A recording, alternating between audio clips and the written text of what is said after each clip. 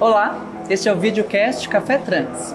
A gente conta com o apoio da Dengo Chocolates, inclusive a gente está aqui hoje na fábrica de Dengo, que é a loja conceito deles, aqui da Dengo, na Faria Lima, em São Paulo.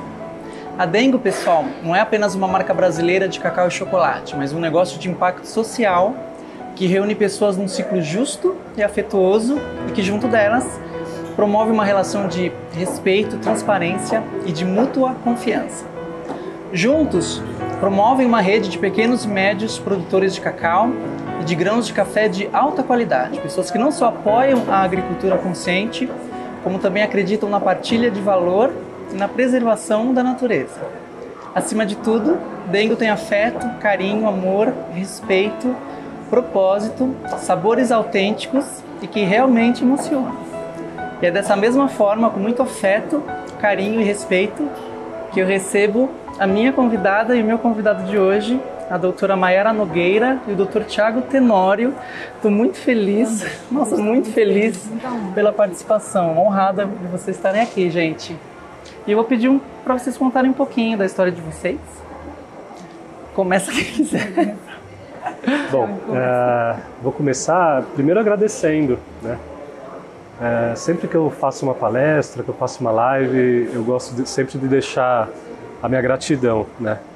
Por tudo que a gente já passou, por toda a entrega das nossas pacientes, ao nosso cuidado, né? A nossa técnica, ao nosso ofício.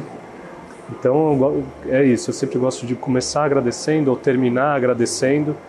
E mais uma vez quero começar assim, agradecendo o seu convite. Obrigada. Eu que agradeço. Agradecendo também a sua confiança, né, lá atrás no nosso trabalho.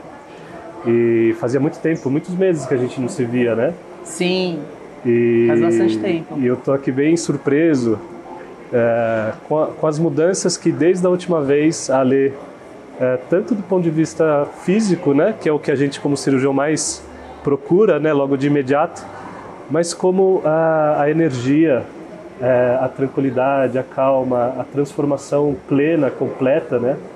Que a gente sabe que, a gente espera que a cirurgia traga, né? E que eu tô vendo que a gente alcançou isso, né?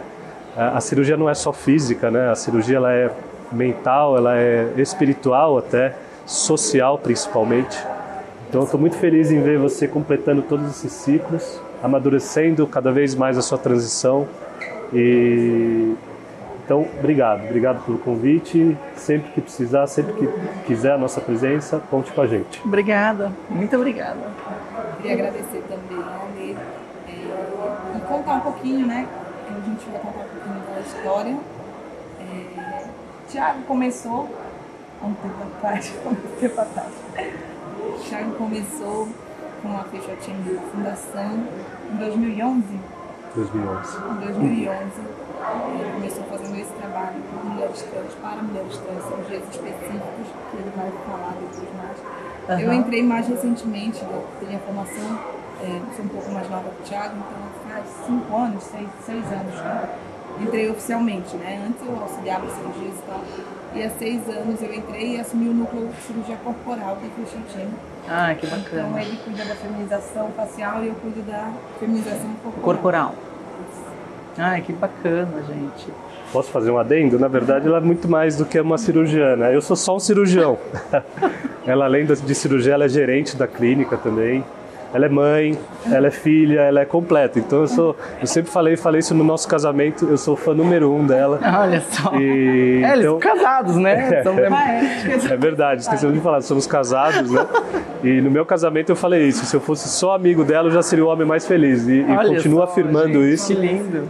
Então ela modestamente está dizendo que ela é uma simples cirurgiã, mas é tudo isso e muito mais, tá?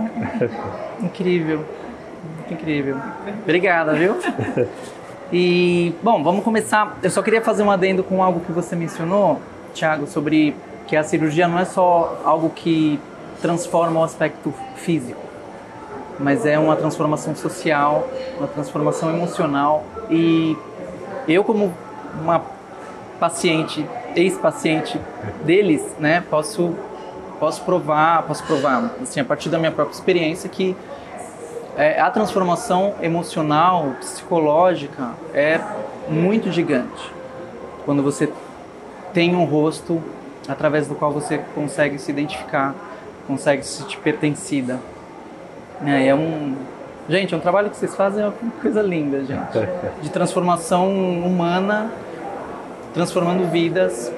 Então, nossa, estou muito grata pelo que vocês fazem, pelo empenho de vocês, pela disciplina, pelo esforço. Imagino o quanto de estudo tem atrás dessa mesa de cirurgia para chegar lá e efetivamente realizar os procedimentos, né? Então, agradeço por vocês estarem construindo essa trajetória e a partir dela serem capazes de transformar tantas vidas, né? Isso é muito bacana, Lê, porque a maioria dos âmbitos da vida tem a questão tangível e a questão intangível, né? Como a gente falou, a questão tangível da cirurgia é o resultado, né? O que a gente vê objetivamente ali no espelho, a famosa foto antes e depois, né? Mas a questão intangível, que infelizmente a gente não consegue prever, depende muito mais até da paciente do que do nosso resultado, da nossa técnica, né? A gente espera que aconteça, na maioria das vezes acontece, né? Essa transformação. A gente adoraria poder garantir essa transformação como a Lê teve, né? Essa transformação fantástica dela em todos esses âmbitos, né? A gente adoraria também poder garantir não só um resultado cirúrgico objetivo, mas também toda essa mudança que geralmente vem por trás, para melhor, claro, né? Mas infelizmente a gente não consegue, porque isso sim já depende da interpretação da paciente frente à cirurgia, frente ao resultado que ela obteve, né? Que na maioria das vezes é positiva, e como ela vai levar isso para a vida dela, né? Como ela vai pegar esse turning point, né? essa virada de chave e levar essa transformação para a vida dela de maneira ativa, proativa. Então tem essa questão tangível e intangível. A questão do estudo que você falou também tem a questão do tangível e o intangível. O tangível é você abrir o livro desde o primeiro dia da faculdade, estudar, eu quero ser cirurgião. Depois que você é cirurgião, eu quero ser cirurgião plástico. Depois de ser cirurgião plástico, eu quero ser um cirurgião de feminização facial. Mas isso é o tangível, o estudo, o livro, né? A cirurgia. Mas e o intangível, né? O que é? Você precisa se entregar, né? É muito mais do que simplesmente entregar um resultado, é se entregar, né? Então não adianta você fazer uma boa cirurgia se você não está aqui, por exemplo, né? Não quer ver a sua paciente em outros âmbitos da vida dela, né? Você tem que participar, você tem que estar presente, você tem que ser amigo, você tem que ser parceiro. O paciente 1 ano depois geralmente tem alta, mas você está do lado dela, você está aberto para recebê-la quando ela precisar. Então você tem uma filosofia, né, que faz jus à filosofia delas. Você tem as suas armaduras para lutar a batalha delas, né? Então assim, isso é muito importante também, essa entrega, o intangível, né? Muito bacana, muito importante isso, né? E agora entrando no âmbito da cirurgia em si, né? Que eu acredito que muitas pessoas têm muita curiosidade de entender como é que funciona uma cirurgia de feminização facial. Então, pergunto para vocês, quais seriam os procedimentos que contemplam uma cirurgia de feminização facial ou uma cirurgia de afirmação de gênero também, como pode ser chamada, né? Isso. Quais seriam esses procedimentos? Essa é uma pergunta muito frequente, né, quando a gente abre as famosas caixinhas de perguntas. Inclusive tem um crânio aqui já. Acho que eu vou usar isso aqui. Tem muita gente que fala assim, quanto custa a feminização facial? Mas é importante dizer que a feminização facial, ela geralmente é um conjunto de cirurgias, né? Ela não é uma cirurgia. Ela até pode ser uma, né? Às vezes acontece, a paciente precisa de uma cirurgia. Mas geralmente é um conjunto de cirurgias que variam muitas vezes até de 1 a 8 cirurgias na mesma paciente, né? A principal, então falando agora especificamente de cada uma das cirurgias, né? A principal cirurgia de feminização facial é a frontoplastia óssea. Por quê? Porque fizeram estudos e perceberam que o principal estigma de gênero masculino recai na região frontal, ao redor dos olhos, acima do nariz, que acaba trazendo um semblante bravo, né? Muitas vezes interpretado como algo masculino. Eu trouxe um crânio aqui porque como eu não tenho esse osso, e mais ninguém aqui tem esse osso, eu mostro o meu modelo aqui. Geralmente é esse osso acima do nariz, ao redor dos olhos, que traz esse semblante bravo, né? Próprio do gênero masculino. Então, a intenção é transformar a região frontal como esse lado. Não vai dar para ver muito bem aí, mas é tudo mais lisinho, a órbita mais aberta, então um semblante mais delicado, mais leve. Muitas vezes referido também como um semblante mais jovem, né? Tem pacientes que falam assim, nossa, doutor, eu rejuvenesci. Mas principalmente... Isso eu noto, muita gente falando para mim, é verdade. Fala, nossa, você não só fez a feminização, como você perdeu tipo, uns 15 anos. Aí. E é verdade, mexe com a idade, eu não tinha notado, não sabia que era por isso, por causa da frontoplastia. O peso desse osso é um peso que congrega muitas características marcantes, né? Dentre elas a masculina, mas também a da idade, né? Então essa é a principal cirurgia de feminização facial. O posicionamento de sobrancelha, né? Isso. Isso altera tudo, né? A gente, quando vai envelhecendo, vai masculinizando. Todo mundo vai masculinizando. Porque vai caindo aqui. Vai caindo tudo, vai caindo aqui, vai caindo. Vai perdendo o arredondamento do olhar. Exato. E aí, com a frontoplastia também dá esse rejuvenescimento por isso. Ah, entendi. E uma coisa, desculpa. Imagina. Você mencionou sobre que você não tem, você falou, não tem muito. Isso é interessante, né, para explicar, porque os crânios, eles não são iguais. Exatamente. Eles têm os estereótipos de gênero, mas existem características e nuances que se diferenciam dependendo de cada pessoa. Exatamente. Então tem uma classificação que explica bem o que a Ali está falando, que é a classificação das características faciais. Então, características primárias, secundárias e terciárias, né? Quando a gente fala em osso, que é o alvo da nossa cirurgia, a gente está falando em características primárias, né? Então, osso e cartilagem, parte rígida, o arcabouço rígido, que a gente chama um nome difícil, mas o arcabouço ósteo-cartilaginoso, né? Mas não é só disso que é feito o gênero facial. Tem as características secundárias e terciárias. As características secundárias é distribuição de gordura facial, a textura da pele, né? Características terciárias que também contribuem para o gênero, o design da sobrancelha, né? A maquiagem, um brinco, uma voz bem colocada, né? Mais fina, dentro de um tom mais feminino, o próprio penteado, né? Então tudo isso... A parte da expressão também, exatamente, né? Os jargões também, né? Sim. Então tudo isso vai fazendo que inconscientemente nosso cérebro vá somando informações e chega à conclusão do gênero da pessoa, né? Claro que tudo é uma matemática inconsciente, né? Mas é isso, por exemplo, apesar de não ter ossos saliente aqui na região frontal e não precisar da cirurgia, eu tenho as outras características masculinas, né? O que então não faz o meu semblante ser feminino pelo fato de eu não ter osso. Tá? Sim. É interessante essa parte da expressão, porque eu lembro que quando eu fiz a cirurgia, passou-se um ano, mais ou menos, e eu já estava com o rosto bem mais próximo do rosto que eu tenho hoje. Embora eu perceba diferenças sutis de 4 meses para cá, pelos próprios vídeos do canal, eu falo, olha, eu estou um pouquinho diferente. E eu percebi que quando eu saía, quando eu comecei a frequentar locais públicos já com o meu rosto feminino, algumas pessoas me abordavam para bater um papo e achando que eu era uma mulher cis. E aí falavam, tudo bem? E eu notava que quando eu falava tudo bem, na hora a pessoa percebia que eu era uma mulher trans. E eu demorei um tempo a perceber, o que acontece? Como é que eu estou denunciando isso? Porque para mim, que fique claro, né, gente? Isso era uma coisa minha, é uma coisa que incomodava a mim, porque eu não gostaria de passar por uma mulher trans à primeira vista. Por isso que eu procurei a cirurgia e toda essa construção de expressão. Tem mulheres trans que estão ok com isso, né? E aí eu percebi que era a expressão. Era a forma como eu mexia a minha sobrancelha, como eu mexia meus lábios, como eu projetava a própria voz, o timbre, as nuances de vocais, a construção da frase, tudo. O gênero masculino e o gênero feminino, eles se comportam de maneiras diferentes em nuances que a gente não imagina. Sim, sim. Então, às vezes, a forma como você se expressa, e eu falo para muitas meninas trans, enquanto Alexandre, eu não falava e não usava a musculatura do meu rosto como eu uso hoje.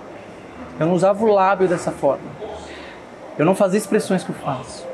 Então, não é só a feminização em si, como você falou. Acredito que isso faz parte das características secundárias, né? Sim. A parte de hormônios, a textura da pele muda. Isso é uma coisa super interessante, até que eu lembro que numa das consultas que eu fiz antes da minha cirurgia, o Dr. Thiago falou assim: Ale, você está em acompanhamento hormonal? Eu falei, por quê? Porque o seu rosto muda. Às vezes a tua pele vai se tornar mais lisa, mais macia, menos oleosa, e você vai ter uma redistribuição de gordura no rosto que talvez no momento em que você decidir fazer os procedimentos, você fale, isso aqui eu não vou precisar mais. Porque alguma coisa ali já aconteceu e que não depende da estrutura óssea, né? Mas a composição de gordura do rosto é diferente também. Sim. Muito interessante isso. Eu costumo dizer, né, nas consultas, dou um exemplo lúdico, né, de como nasce uma cirurgia, né? Porque ela está falando assim, ela acabou de dizer uma coisa super importante, que essa cirurgia é para quem quer, né, ter essa confirmação do seu gênero no seu rosto, né? Então assim, tem muitas mulheres que não querem e tudo bem, né? Então essa cirurgia é para todas? Não, é para as que querem, né? Então eu costumo dizer assim, como que nasce uma cirurgia, né? A cirurgia ela nasce de um casamento, né, entre uma vontade e uma capacidade. É a vontade da paciente, então precisa ter essa vontade, ela precisa querer fazer a cirurgia, e de uma capacidade do cirurgião em conseguir ajudá-la, né? Então, por exemplo, quando não nasce uma cirurgia, se a paciente quer uma cirurgia, mas o cirurgião não consegue fazer essa cirurgia, não nasce uma cirurgia daí, né? E o contrário, às vezes o cirurgião quer fazer uma cirurgia na paciente, ele está de olho numa região esperando para ela falar, tomara que ela fale dessa região, mas ela não quer fazer, aquela região não incomoda, não nasce uma cirurgia daí. Então é isso, a paciente tem que querer e o cirurgião tem que conseguir entregar isso para ela, né? Então essa vontade tem que estar, né, no âmago da paciente, porque senão não é o cirurgião que vai indicar uma cirurgia para uma paciente que não queira fazer, apesar que a gente sabe que existem cirurgiões e cirurgiões. A minha filosofia é essa, a minha verdade é essa, eu não gosto de indicar cirurgias que a paciente não citou, porque o que pode acontecer? A paciente pode sair da minha consulta com mais disforia do que ela veio. Exatamente. Né? Nossa, mas eu fui lá para resolver uma coisa e o doutor me passou um monte de outras cirurgias. Eu não tinha problema com essa região. O que ele falou do meu queixo? E aí ela sai mais triste, exatamente. E, poxa, será que o meu queixo realmente é mais macio? É verdade. Então tem que ter esse cuidado, né? Como cirurgião a gente tem que ter muita sensibilidade de saber passar essa informação sem magoar, né? Sem trazer um ar ainda mais pesado, né? Para toda uma dificuldade até chegar no meu consultório, que a gente sabe a dificuldade que mas também ter a mesma sensibilidade de dizer assim, só a cirurgia não vai ser o suficiente, lembrando das características primárias, secundárias e terciárias, né? Porque senão a paciente acha, nossa, eu vou lá com o Dr. Thiago, ele tem uma baita experiência nessa cirurgia e minha vida vai mudar, vou resolver tudo. E muitas vezes pode ser que tenha uma testa como a minha e a cirurgia não conseguir resolver. Sim. Perfeito. Essa questão que você trouxe da disforia é muito interessante, porque é muito importante as pessoas terem a compreensão de que cada mulher, vamos falar aqui das mulheres trans, tem aspirações e desejos diferentes com relação ao próprio corpo e com relação ao próprio rosto. Da mesma forma que tem mulheres cis que também têm traços, vamos dizer assim, não tão delicados, mas que são femininos, né? E estão super ok. Então é muito relativa esse olhar terceirizado de você falar, olha, mas isso aqui é meio masculino, isso não necessariamente existe, isso é muito relativo. É muito relativo. Tudo depende, como você disse, de como a pessoa se sente consigo mesma. Sim. Então não trazer nada do que ela não levantou é muito importante. É respeitoso, porque você fala, bom, tá ok. Cada pessoa tem uma visão e o que mais importa no caso da feminização facial, assim como a feminização corporal, que a gente vai entrar em breve nesse ponto, é sobre como cada pessoa sente-se com relação ao próprio corpo, né? Ale, só para não me perder aqui, que senão eu vou esquecer. A gente falou de uma cirurgia, é isso que eu né? Não. Mas existem outras, né? Geralmente a que vem em segundo lugar, então a frontoplastia é primeiro lugar. A que vem em segundo lugar eu considero, lembrando eu, né? É pela experiência, é estatística. Claro que cada paciente vai ter a sua prioridade, mas eu vejo no consultório que a segunda prioridade é o pomo de Adão. Muitas vezes até vem primeiro com a testa, porque a testa é uma cirurgia pouco conhecida, né? A frontoplastia óssea. Então a raspagem do pomo de Adão é a segunda cirurgia. Nariz, né? O nariz, como uma região muito próxima da região frontal, e também sofre grande ação dos hormônios durante a puberdade, acaba crescendo, né? Então a rinoplastia, que é uma cirurgia consagrada, todo mundo já conhece, é uma cirurgia super importante também, muito demandada, né? A procura é bem grande. E outras duas cirurgias que também fazem parte, queixo e mandíbula, né? Essas já não são tão importantes estatisticamente falando. É claro que a importância, mais uma vez, é cada paciente que vai dar. Porque é muito comum, né, mulheres, inclusive atrizes de Hollywood, terem mandíbula e queixos quadrados, bem marcados, né? É algo esteticamente muito bem-vindo.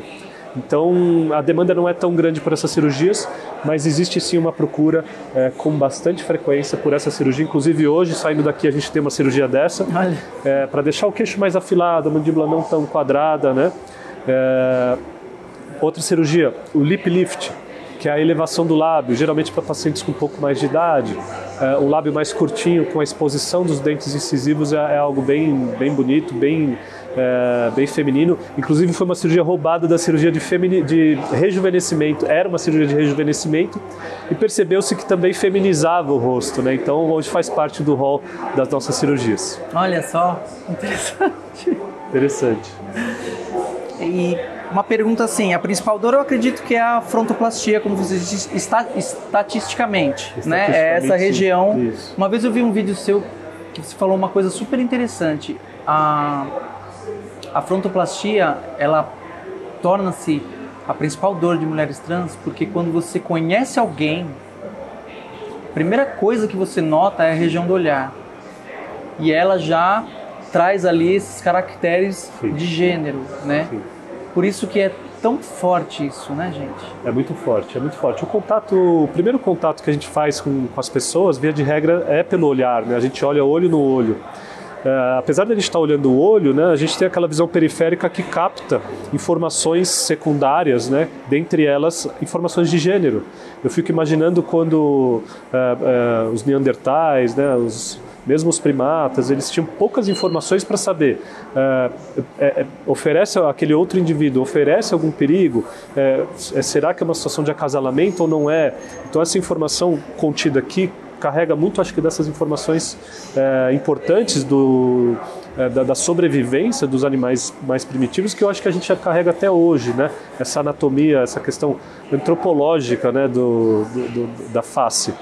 Então é isso, a gente olha e a nossa visão periférica tenta, num piscar de olhos, captar o máximo de informações possível, dentre elas informações de gênero. Super interessante. Na pandemia isso teve até um boom dessas cirurgias, porque todo mundo usava máscara.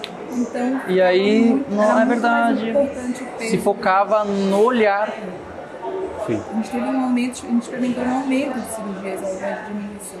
No meio da pandemia. Então deu para fazer a relação que foi por conta disso, sim, né? Gente, olha só. Muitas falam mesmo que até hoje, quando eventualmente tem que usar máscara, cada vez menos, né? Mas, doutor, quando eu tiro a máscara, as pessoas não me reconhecem como uma mulher trans, mas é colocar a máscara que aí já me chamam de ele. Então, realmente, essa questão da máscara veio... Porque o rosto, como uma composição geral, apresenta... Exatamente. Uma proporção muito maior de caracteres femininos. Mas quando isola uma região só, denuncia um gênero a qual a pessoa não se identifica. É isso aí. Nossa. Bom, a gente já vai dar sequência aqui com a conversa que está super boa. Lembrando vocês, pessoal, que o canal Sou Trans, Sou Mulher tem um curso chamado Como Ser Uma Mulher Trans Mais Feminina. Então, na descrição aqui, você vai encontrar um link de uma aula gratuita, onde você vai aprender um dos passos para conseguir evoluir o seu timbre de voz masculino até um timbre de voz feminino. Então é só clicar lá para acessar o conteúdo e a gente já continua. Gente, olha só o que aprontaram, ó. Gente, a gente tem um sortimento de chocolates aqui que a Dengo trouxe. Essa aqui é a degustação da Dengo, gente. Vem com um quebra-quebra, que é uma mistura de chocolate com frutas. E tem o quebra-quebra de banana aqui, que é um dos melhores, mas eu acho que ficou com a Maiara isso aí. Esse aqui? Eu acho que é o outro grandão. E tem essas pepitas, gente, de cacau. Essa aqui eu acho que é de castanha de caju, que é a coisa mais deliciosa. E um bombonzinho. Essa aqui é a degustação clássica da Dengo. E olha, quando a gente fala que esses sabores emocionam, É verdade, viu? Mas ó, vocês precisam vir pra cá pra conhecer isso, passar por essa experiência. Eu vou tomar um cafezinho, vamos dar uma brindadinha aqui, tomar um cafezinho? O que vocês acham? Desculpa. Imagina. Aqui, saúde. Saúde. Ai, gente. Então, retomando aqui, o Thiago falou uma coisa super interessante, que é a cirurgia de feminização facial, ela é apenas um passo de todo esse processo de transição. Mas você queria contar um pouquinho sobre isso, Thiago? Sim. Eu sempre digo que a obrigação, né, da informação é minha. Né? Então, bati no microfone aqui, desculpa. A paciente não tem obrigação de saber. Apesar do acesso à informação hoje ser cada vez mais fácil, mas é muito difícil achar informação de qualidade, né? E informações coerentes. Então, eu geralmente costumo, nas minhas consultas, passar essas informações. Dentre essas informações, essa que é super, super importante. Quando, durante toda essa maratona, né, que é a transição, né, não é uma caminhada, não é uma corrida, é uma maratona, tantos passos a serem dados. Quando fazer a cirurgia? Né? Porque cada profissional que a nossa paciente vai passar, ou passou, está passando e ainda vai passar, tem, eu acho que uma obrigação maior, que é adequar a expectativa à realidade do que está sendo proposto. Né? Porque... Você fala de um acompanhamento multidisciplinar. Exato, de terapia, de endócrino. Então, assim, a paciente vai fazer a reposição hormonal, o que essa reposição hormonal vai me entregar, vai me proporcionar. E também, tão importante quanto isso, é o que ela não vai me proporcionar. Né? A cirurgia é a mesma coisa. O que eu vou ter com a cirurgia, o que eu não vou ter, o que esperar, o que não esperar. Entender que cada passo, um passo complementa o outro. Sim. Então, só a cirurgia não substitui a hormonização. E só a hormonização não prescinde da cirurgia. Né? Então, claro, mais uma vez, lembrando a primeira parte, caso a paciente queira fazer uma cirurgia. Então, assim, é importante a paciente ter tudo isso muito claro. Por cada profissional que ela passa, o que eu posso esperar do que o senhor tem para me entregar. Né? E o que a gente percebeu ao longo dos anos, isso está publicado inclusive num trabalho, num artigo científico que a gente publicou na Revista Americana de Cirurgia Plástica. Ai, que bacana. É um protocolo racional de orientação para o paciente percorrer esse caminho da transição. Né? Esse protocolo foi tão bem aceito que a Sociedade Americana de Cirurgia Plástica adotou como protocolo americano. Então, o nosso protocolo que a gente criou virou protocolo americano. Gente, isso é sensacional. De transição, né? E a ideia que a gente tem é, lembrando, tudo que eu falar é a regra, né? A gente sabe que tem exceções, né? Sim. Mas a regra é, a cirurgia vai ficar lá para o final de toda a transição, como um dos últimos passos, tá? Por vários motivos, né? Primeiro, é caro. A gente sabe disso, o SUS ainda não tem essa cirurgia disponível, né? A gente usa da mais alta tecnologia para atingirmos resultados seguros, previsíveis, que tragam boas diferenças e diferenças naturais, né? Então é tudo muito caro, né? Outra coisa é que a cirurgia ela causa uma grande expectativa. A paciente acha que depois da cirurgia, independente de que momento que ela esteja da transição, a vida dela vai mudar. E não necessariamente isso vai acontecer. É o que a gente estava conversando e a Lê já percebeu isso na própria transição dela. A cirurgia é apenas um passo. É um passo, né? O nosso protocolo, a nossa intenção é quando dar esse passo, né? É logo no início? Não, eu vou fazer primeiro um tratamento psicológico, fonoaudiológico, hormonal, demanda expressivo, né? Leva tempo até eu atingir toda essa maturidade. E o que a gente propõe, né, é que a cirurgia seja feita lá no final. Como eu falei, isso é a regra. Existem exceções à regra, toda regra tem sua exceção. E tem pacientes que não querem hormonizar, não querem fazer os outros passos e já querem partir direto para a cirurgia. Dá para fazer? Contanto que ela entenda os prós e contras de fazer nessa situação, ela está preparada para a cirurgia. Sim. Porque o osso está lá. O osso não vai mudar com a hormonização. Então, eu mudar o osso com ou sem hormonização, eu consigo. E tem a paciente que quer hormonizar, não quer a cirurgia, então, assim, tem que individualizar, né? Tem pacientes que não podem hormonizar, por exemplo, né? Tem algum problema no fígado, sim, também tem ou já tiveram uma experiência ruim com relação à libido, ou qualquer outro tipo de problema com relação à questão hormonal. E aí, sim, tudo muito bem explicado e bem entendido, dá para fazer a cirurgia fugindo um pouco desse protocolo. Entendi. Essa questão da... Algo interessante que o Dr. Thiago menciona, que é apenas um passo, né?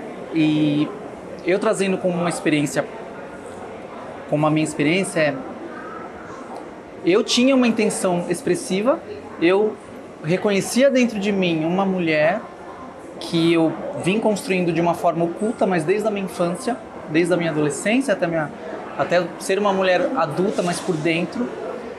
Mas, por exemplo, eu não conseguia trazer essa expressividade e essa forma de ser mais feminina, que eu sempre me reconheci como uma mulher feminina no sentido de delicadeza, nesse sentido, porque a feminilidade é uma coisa vasta, né, e infinita, mas eu não conseguia trazer isso sem transformar o meu rosto.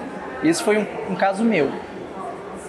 Então, e eu conheço pessoas que são o inverso, que conseguem, mulheres trans, por exemplo, que conseguem trazer a sua feminilidade da forma delas, conseguem acessar essa mulher interior, conseguem proporcionar esse desabrochar lindo sem a necessidade de fazer uma cirurgia.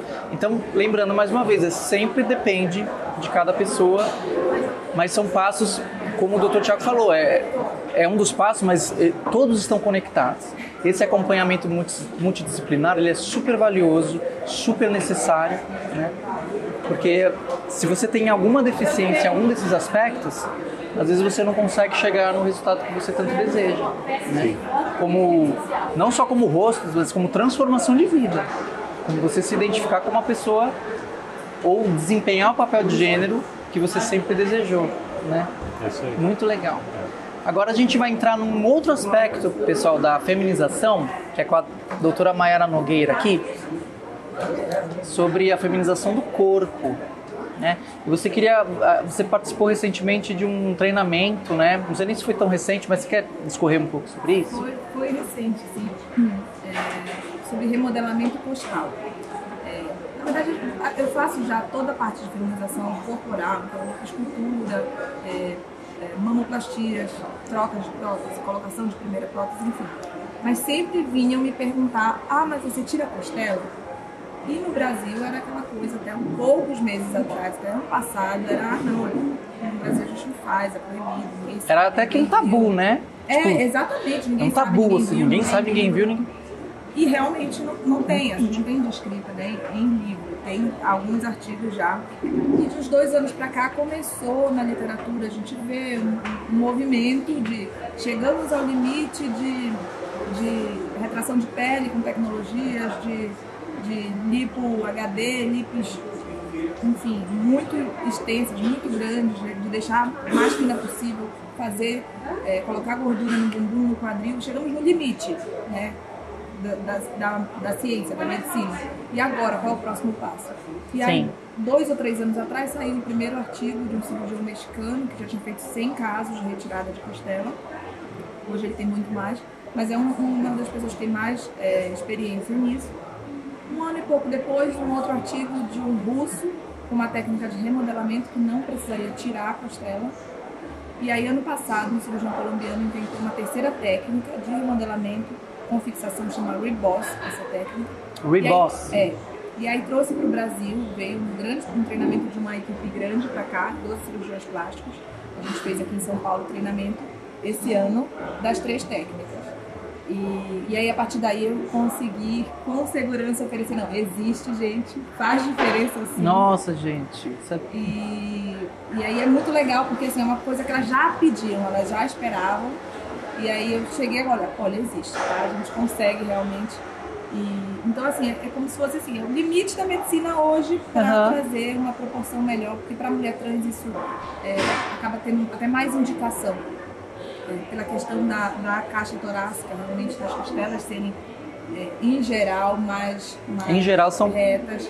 Então, tem uma horizontalidade maior, né? E é o mesmo conceito das características primárias, secundárias e terciárias, só que agora para o corpo, né? Então, é uma cirurgia nas características primárias, né? Que é o osso das costelas. Que a gente, de outra forma, não conseguiria trabalhar, né? Então, a gente, na lipoescultura, consegue tirar a gordura de um lugar, colocar no quadril, então já melhora um pouco essa relação cintura-quadril. Mas, ainda assim, tem esse fator limitante da caixa torácica que hoje a gente já consegue melhorar. Então, é bem... A gente pode associar as técnicas, enfim, fazer algumas cirurgias em conjunto para ter um ganho maior, mas já é uma coisa meio previsível de diminuição de cintura entre 8 a 10 centímetros. Essa é a expectativa. Isso já é certo. Só com essa cirurgia. Mas certo... Mas existe essa média. Essa é a média. 8 a 10 centímetros de cintura. Com essa cirurgia, só com essa cirurgia.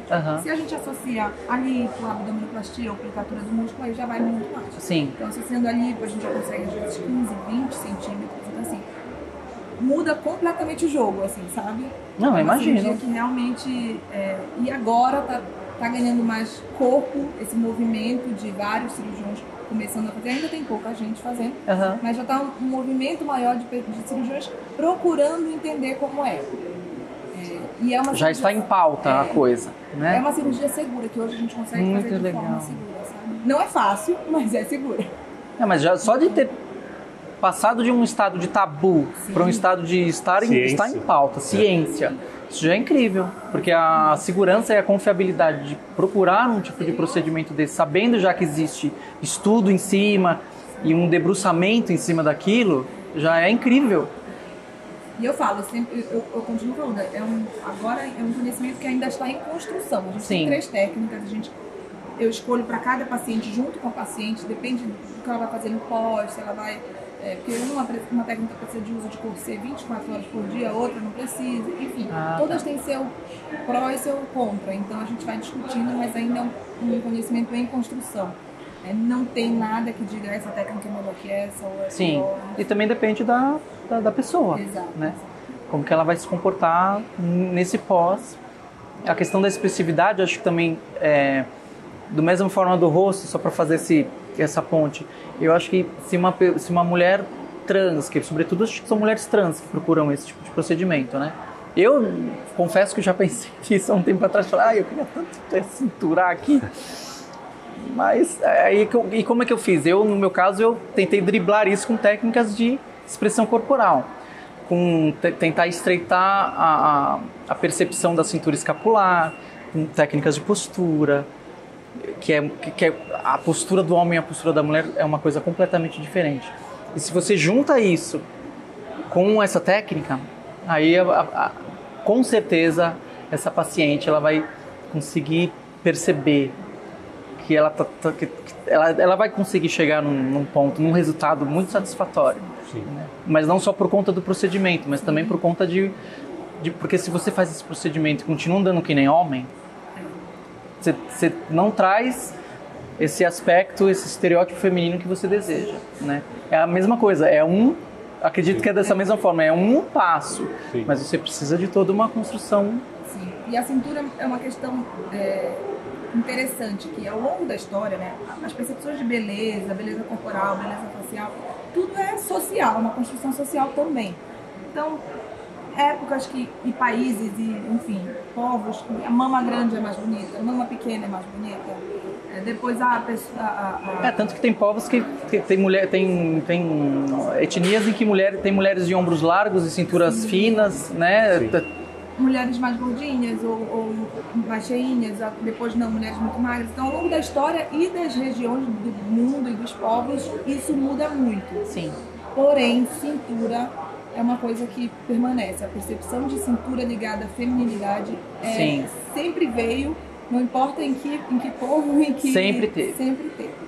Então, isso é muito interessante, sabe? Que é uma coisa que se mantém E hoje a gente é uma marca, né? Uma marca física, assim, da silhueta. Exatamente. Coisa, é mesmo na questão do rosto, é a fronto. É o osso e no corpo é a cintura fina. Não é nem mama, é a cintura. É a cintura. Porque tem pessoas e povos, enfim, em tempos históricos, que mamas pequenas são mais bonitas, são mais valorizadas. E outros mamas grandes. Então, assim, mama é um sinal óbvio de feminilidade, mas tem mais espaço para diferenças. Agora, cintura é uma coisa que não importa se é no Renascimento, é um consenso. É um consenso. Há mulheres mais cheinhas, mas com cintura, sabe? Sim. Não importa se é magra, se é uma questão histórica até. Então, isso é bem interessante. Histórica estética, né? É interessante, gente, trazer esses procedimentos, todo esse conhecimento e proporcionar isso para pessoas é tão valioso, porque por mais que você tenha técnicas de expressão, por mais que uma mulher trans consiga transformar o seu timbre de voz de um timbre masculino para um timbre feminino, através de várias técnicas de expressão, de articulação, de prosódia, a coisa do corpo a mesma coisa, do rosto, a gente sabe que existem casos que são muito mais difíceis. Existem mulheres trans que têm a voz muito mais grave e que por mais que treinem, façam fono, elas vão ter dificuldades de alcançar uma voz feminina. Na coisa do corpo, eu acredito que é a mesma coisa. Tem mulheres trans que conseguem driblar o estereótipo da silhueta ali feminina com técnicas de expressão, com técnicas de cintura, de caminhar, de movimento de cotovelo. Mas tem mulheres trans que têm ombros muito largos. E é a mesma coisa da glotoplastia de Wendler no caso da fono, porque inclusive tem uma convidada nossa, a Kátia Monteiro, que falou sobre isso aqui. Ela falou: Ale, existe esse procedimento e é assim, é um procedimento que se faz 2 pontos numa das extremidades das pregas vocais e aí reduz a região de vibração e ela se torna mais feminina. E é assim, a pessoa acorda, tá com a voz mudada, tem um tempo de físio tal e de silêncio, mas uma voz feminina. Ela fala, esse aqui é um caso que a gente aplica para pessoas que, assim, é muito difícil a construção da voz feminina. Está num ponto que a voz é muito embasada e por mais que desenvolva, a gente às vezes chega num ponto de falar, então que tal fazer a glotoplastia? Eu acho que esse procedimento é da mesma forma, né?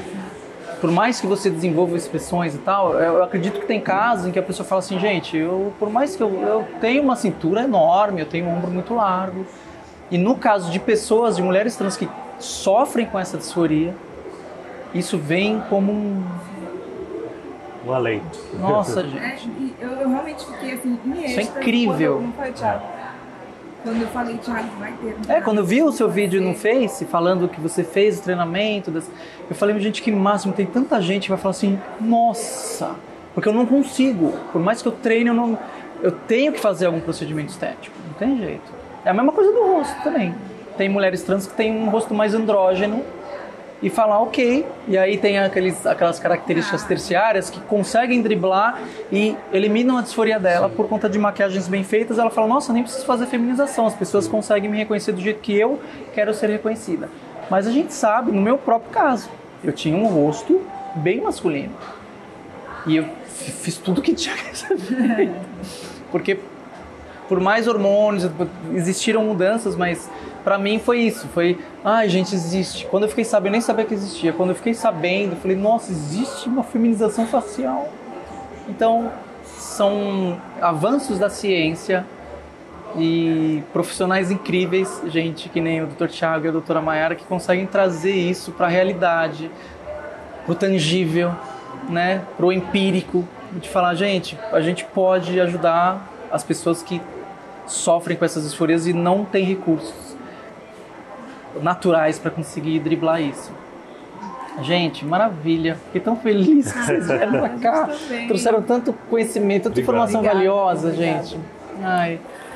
Então, gente, olha, o Dr. Thiago e a doutora Mayara vieram da Facial Team. Então, tudo que vocês tiverem interesse na questão de feminização, seja facial, seja corporal, vocês procurem eles, que eles são assim absolutamente capacitados. Gente, profissionais incríveis. E eu sou prova disso. E não só como profissionais, mas como pessoas né, da relação humana que eles trazem, desde a primeira consulta, que eu lembro, que foi assim, nossa, gente, é aquela coisa, você vai falar com um cirurgião, com uma cirurgia, você acha que vai ser uma coisa formal, né, e eu lembro que desde a primeira consulta foi um afeto, uma relação de carinho, de escuta ativa que existiu, de preocupação, de falar, mas como é que é? Como é que você se sente? Gente, é incrível, então vocês procurem. E, bom, lembrando mais uma vez do curso, né, como ser uma mulher trans mais feminina, lembrando que é um curso que vem para ajudar as mulheres trans que desejam aflorar a sua feminilidade, mas que encontram dificuldades de realizar isso. Claro que tem outras mulheres trans que não têm esse desejo, e a gente sabe que a feminilidade é vasta, infinita, e cada pessoa relaciona-se consigo mesma de uma forma única e especial. Queria agradecer mais uma vez. E antes, gente, eu queria... Olha, a gente aqui do canal Sou Trans, Sou Mulher e da Dengo, a gente preparou 2 denguinhos aqui, olha. Esse aqui acredito que é pro Thiago. Obrigado. E esse aqui é pra Maiara. Vou pedir pra vocês abrirem. Deixa eu ver.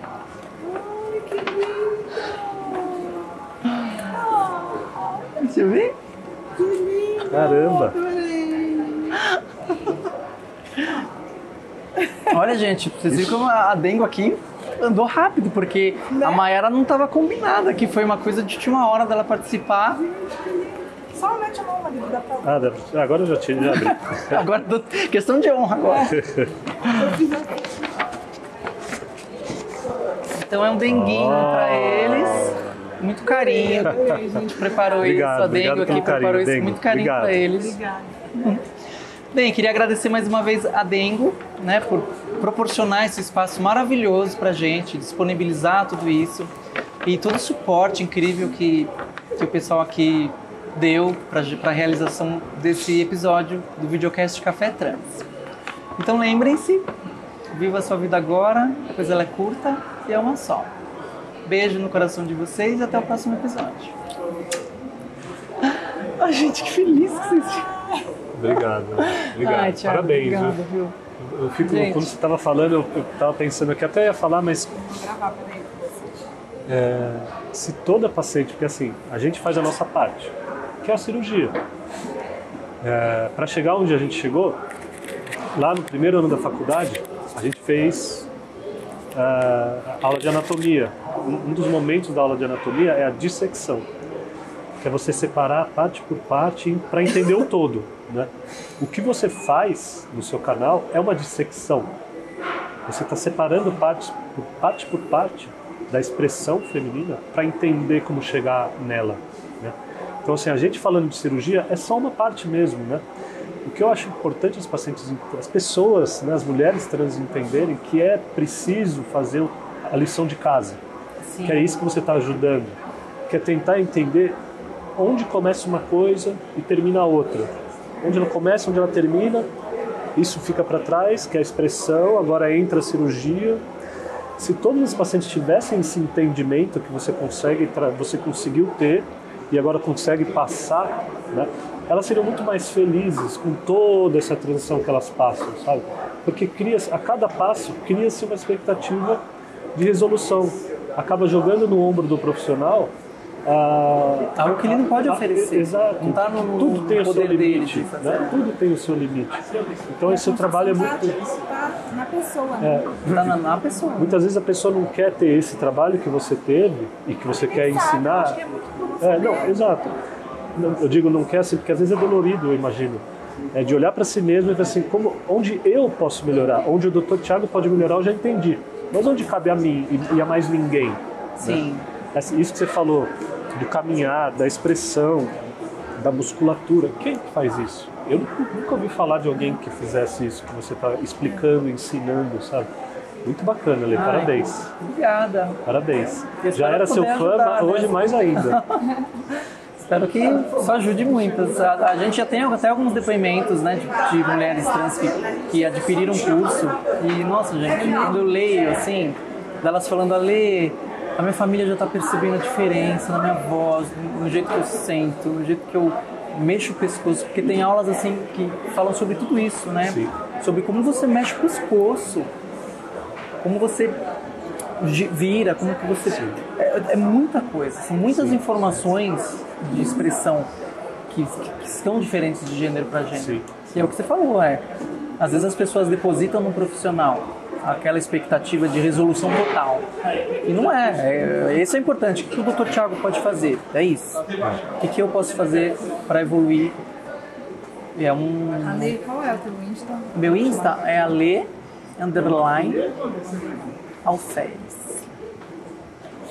Ai, gente, que felicidade que vocês vieram. Que bom, obrigado. E quando você falou, a minha esposa tá vindo, eu falei, ai, que bacana. A princípio ela ia só ficar ali fazendo filmando, tirando fotos. Não, mas foto, gente, deve ter umas 200. É de monte. Obrigado, viu, gente?